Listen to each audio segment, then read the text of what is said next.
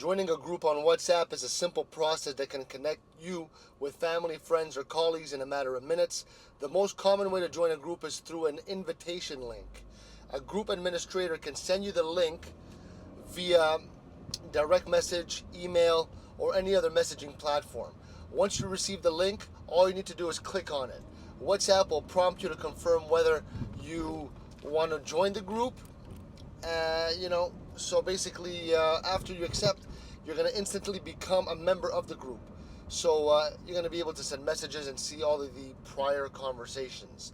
Alternatively, you may be added directly by a group admin. So if you're invited by an admin, you'll receive a notification saying you've been added to the group.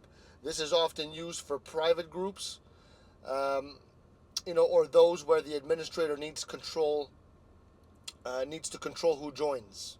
So in some cases, you may need to accept an invitation request before officially entering the group. Once you're part of a group, you can participate in chats, share media, interact with other members, and if you wish to leave the group, you can do so by opening the group settings and selecting exit group. Okay? So that's basically it. Everything I just said is in the description.